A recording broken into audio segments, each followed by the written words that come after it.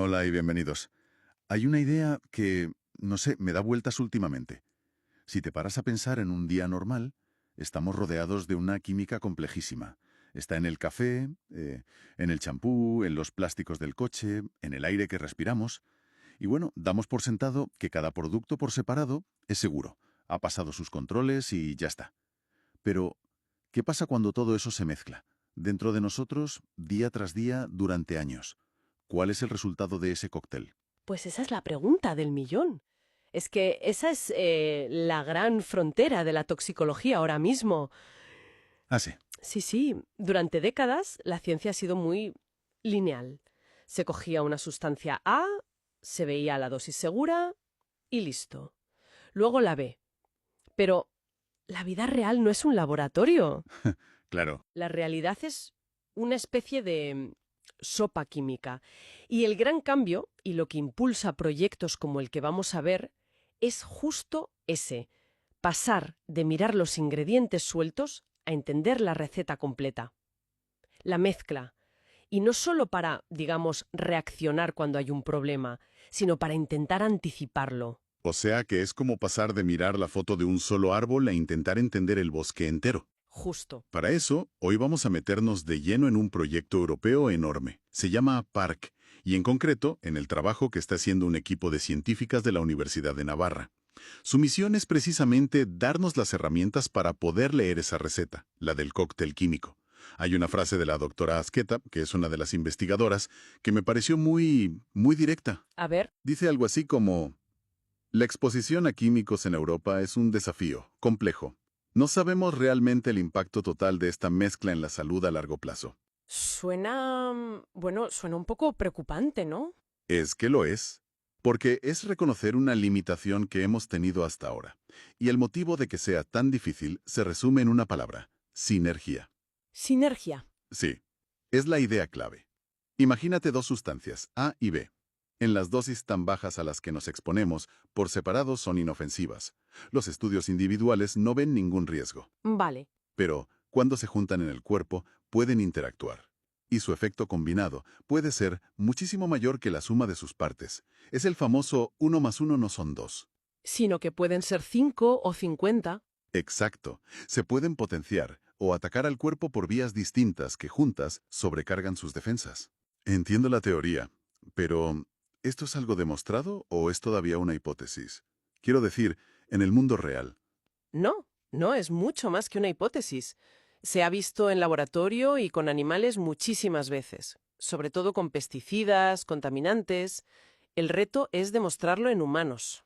Claro, porque es imposible aislarnos de todo lo demás. Imposible. Por eso este proyecto, y en concreto el equipo de Navarra, en vez de intentar abarcarlo todo, que sería una locura, ha puesto el foco en dos áreas muy concretas. Pero muy reveladoras. Vale, tiene sentido. Si el problema es un océano, pues empezamos por dos corrientes. ¿Cuáles son? La primera son las micotoxinas. Micotoxinas. ¿Qué es eso exactamente? Pues mira, son sustancias tóxicas que producen de forma natural algunos hongos. Hongos que pueden crecer en los cultivos. Ah, y claro, a través de la comida acaban llegando a nosotros, en los cereales, frutos secos, especias, café, también en el pienso de los animales. Y cuando dices tóxicas, ¿de qué nivel de riesgo hablamos? Pues según la doctora Betorazzi, otra de las científicas, los efectos pueden ser serios. Pueden ser cancerígenas o actuar como disruptores endocrinos. O sea, que alteran nuestro sistema hormonal. Eso es. Las autoridades ya lo saben, y por eso en Europa hay límites para una decena de las más conocidas. El problema es que el mapa está cambiando. Por el clima. Por el cambio climático, sí.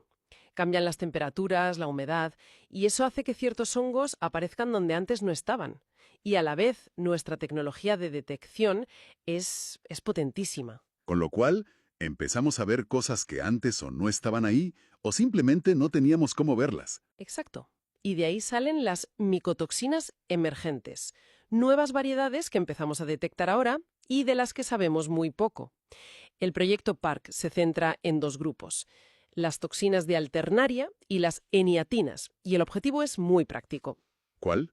No es solo encontrarlas, es evaluar su riesgo real, para poder ir a las autoridades y decir, ojo, Esto lo hemos analizado y creemos que debería ponerse un límite para proteger a la gente. Entendido. Ese es el primer frente. ¿Y el segundo? En los apuntes lo describen como algo bastante más lioso. Lo es. El segundo grupo, que coordina la doctora Amaya Azqueta, son los llamados carcinógenos no genotóxicos. Espera, para un momento. Ahí hay algo que no me cuadra. La idea que tenemos casi todos sobre el cáncer es que se produce por un daño en el ADN, ¿no? Una mutación. ¿Me estás diciendo que algo puede causar cáncer sin tocar nuestros genes? Es una pregunta excelente, porque ahí está el meollo de la cuestión. ¿Cómo es posible? El carcinógeno clásico, el que tú dices, es el genotóxico. Es como un vándalo que entra en la biblioteca de la célula, nuestro ADN, y ¡pum! Y arranca páginas. Deja una huella, una mutación. La pistola humeante. Vale. Pero el no genotóxico es mucho más sutil. No daña el software, el ADN, sino que, digamos que interfiere con el hardware, con el sistema operativo de la célula. ¿Qué tipo de interferencia? Puede hacer muchas cosas. Puede, por ejemplo, hacer que las células se dividan sin control, o generar una inflamación crónica que a la larga favorece los tumores. O puede imitar a nuestras hormonas, enviando señales equivocadas. No deja esa huella dactilar clara en el ADN. Claro, y si no hay una prueba directa o una mutación que pueda señalar, ¿cómo demuestras que la culpa es de esa sustancia?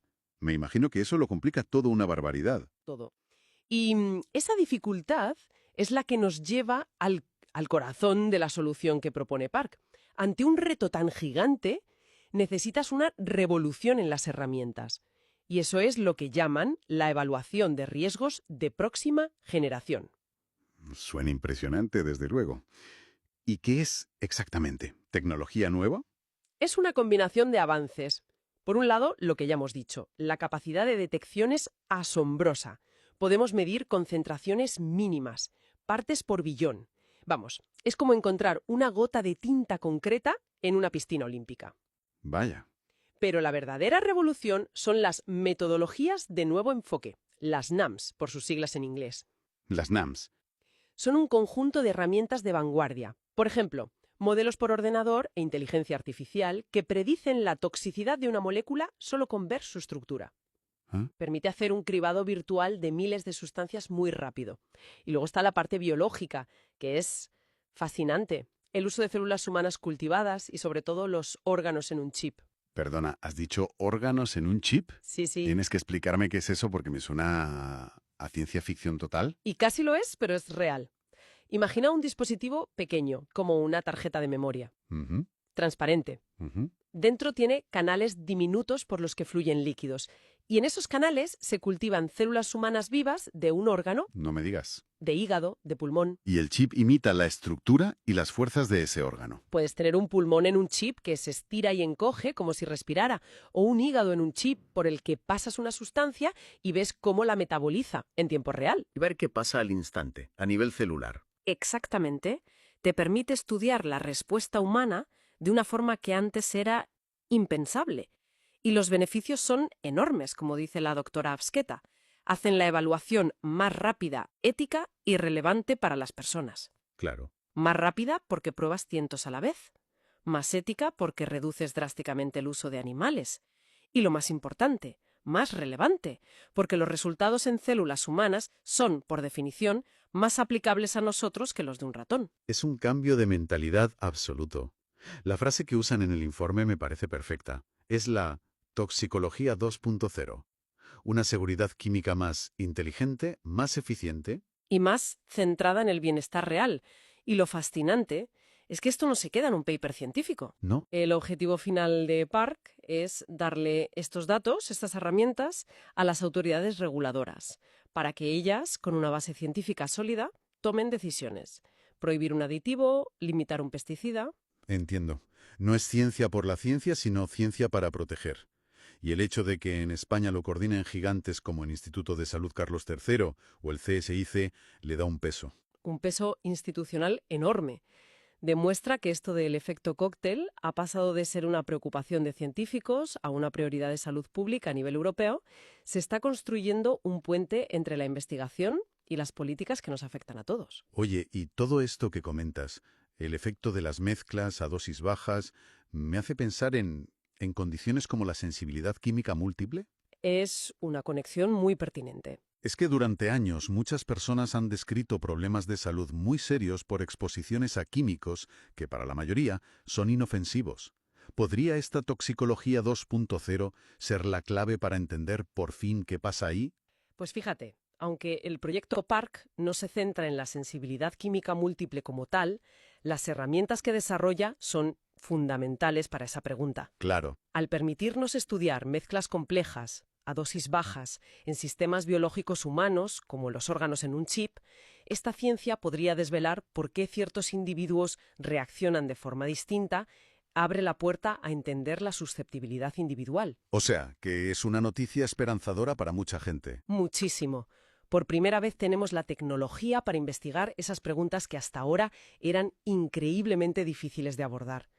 Es una ciencia más preventiva y, como decía la doctora Betorrazi, más colaborativa. Si recapitulamos, hemos empezado con esa idea tan abrumadora del efecto cóctel, esa sopa química invisible, y hemos llegado a la promesa de una toxicología 2.0, con herramientas casi de película. Hemos pasado de la preocupación a una solución que se está construyendo. Eso es. Y esto nos deja con una idea final, una pregunta para el futuro. El texto dice que estas herramientas hacen la evaluación más relevante para las personas. A medida que sean más y más precisas y que entendamos mejor esa susceptibilidad individual, podríamos imaginar un futuro donde los límites de seguridad dejen de ser un valor único para todos. ¿Cómo? Quizá vamos a una era de toxicología personalizada, donde las recomendaciones se basen en la biología, la genética y la exposición particular de cada uno. Una seguridad química a medida. Es un horizonte lejano aún, pero es la dirección fascinante hacia la que apunta toda esta ciencia. Y una idea, desde luego, en la que vale la pena pensar. Con esa reflexión nos despedimos. Gracias por acompañarnos.